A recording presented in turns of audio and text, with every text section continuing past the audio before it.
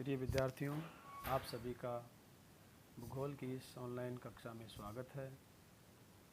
आज अपनी BA part second की क्लास हो रही है। आपके सिलेबस के अनुसार बीए पार्ट सेकंड में भूगोल विषय में 2 पेपर होते हैं, मानव भूगोल और दूसरा आर्थिक व संसाधन भूगोल। आज अपन मानव भूगोल से शुरू कर रहे हैं। आज का अपना जो टॉपिक है वो है मानव भूगोल की परिभाषा, इसकी प्रकृति और इसका विषय क्षेत्र। जैसा कि आप सभी जानते हैं, भूगोल विषय में पृथ्वी के धरातल का अध्ययन किया जाता है, अर्थात पृथ्वी के धरातल पे जो भी विषमताएं पाई जाती हैं उन सभी का अध्ययन हम भूगोल में करते हैं। अब उन विषमताओं में प्राकृतिक जो विषमताएं हैं और सांस्कृतिक अर्थात मानव निर्मित जो भी विषमताएं हमें दिखाई देती हैं इस तल पे, उन सभी का सम्मिलित अध्ययन किया जाता है।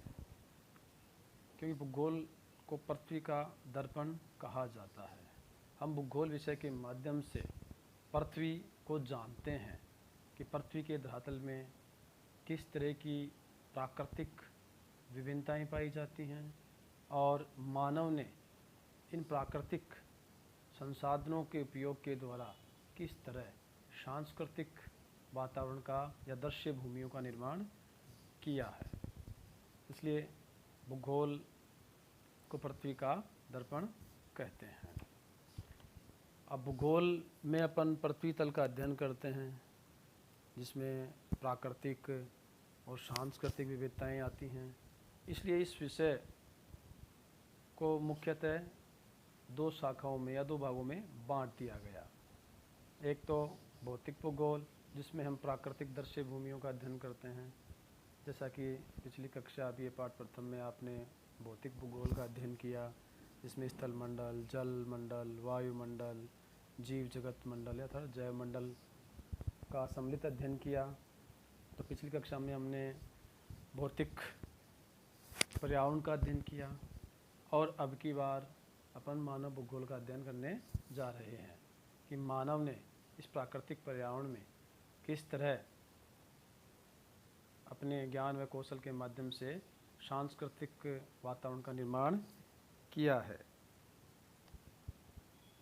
तो चलिए आज अपन शुरुआत करते हैं मानव भूगोल से। तो सर्वप्रथम अपन मानव भूगोल की परिभाषा जानते हैं कि मानव भूगोल क्या है। तो अगर सामान्य शब्दों में कहें तो मानव भूगोल में मानव समाज और उसके प्राकृतिक पर्यावरण के आपसी संबंधों का अध्ययन किया जाता है।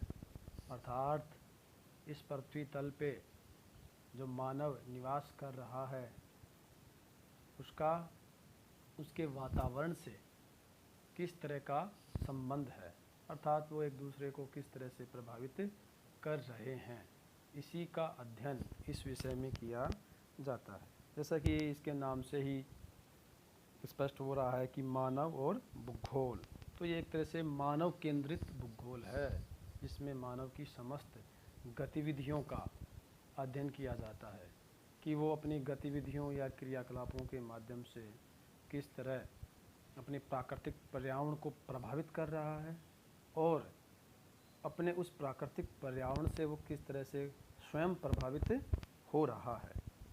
इसे ही हम मानव भूगोल कहेंगे। अब इस मानव भूगोल को लेकर कई भूगोलवेताओं ने अपनी अपनी परिभाषाएं दी हैं, जिनमें से अपन कुछ एक परिभाषाएं देखते हैं। जैसा कि फ्रेडरिक रेटजेल महोदय, जिसे मानव भूगोल का पिता या जनक भी कहा जाता है, उन्होंने भी इसकी परिभाषा दी है। उन्होंने बताया कि मानव समाज और पृथ्वी के धरातल के आपसी संबंधों का संश्लेषणात्मक अध्ययन ही मानव भूगोल है।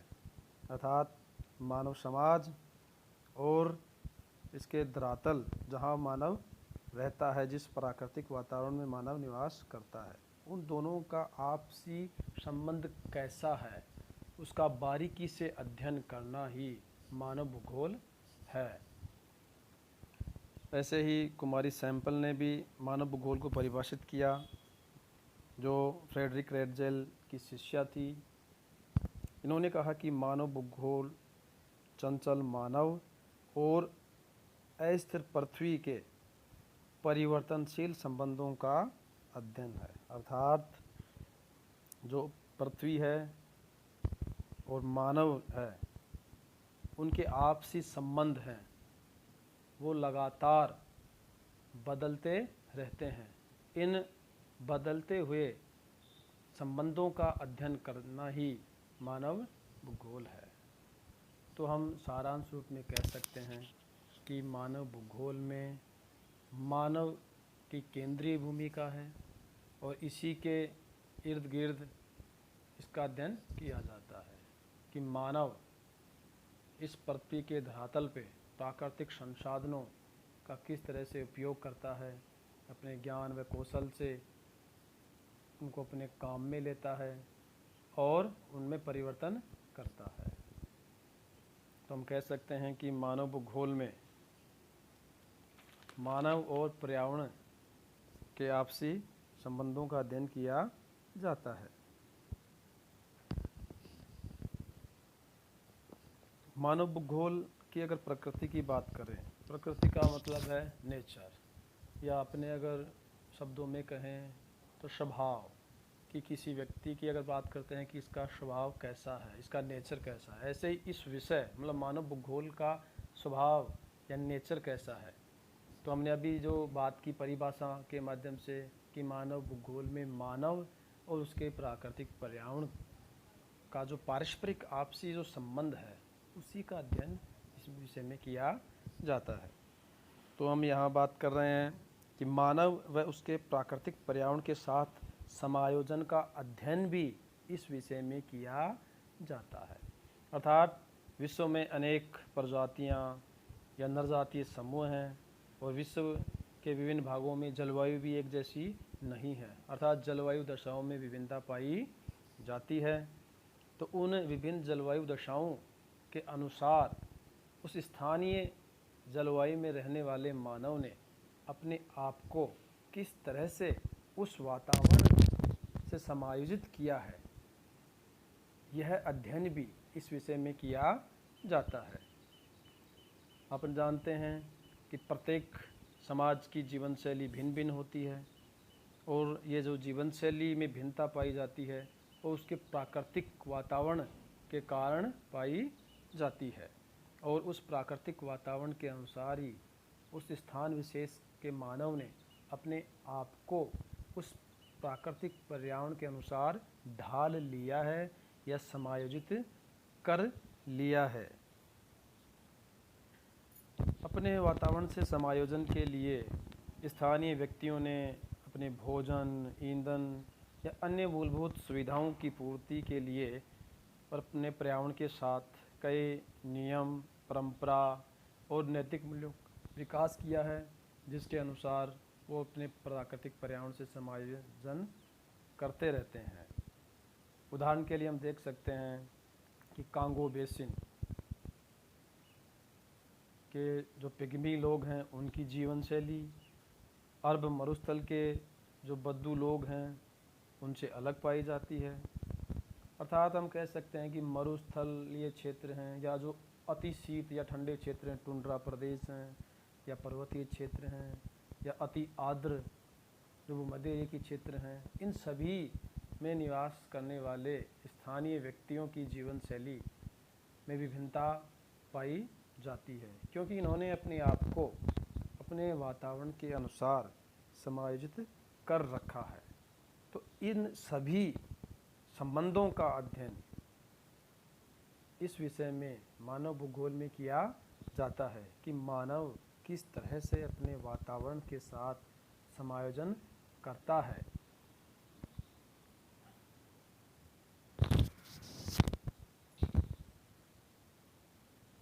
मानव भूगोल मानव पारिस्थितिकी है। यह विचार H. बैरोज महोदय ने दिया, जो अमेरिकन भूगोलवेत्ता थे। उन्होंने कहा कि मानव भूगोल मानव पारिस्थितिकी है, अर्थात जिस तरह प्राकृतिक पर्यावरण में पौधे और पशु संघर्ष करते हैं जीवित रहने के लिए, उसी तरह मानव को भी अपने प्राकृतिक पर्यावरण में जीवित रहने के लिए संघर्ष करना पड़ता है, अर्थात अस्तित्व के लिए संघर्ष करना पड़ता है।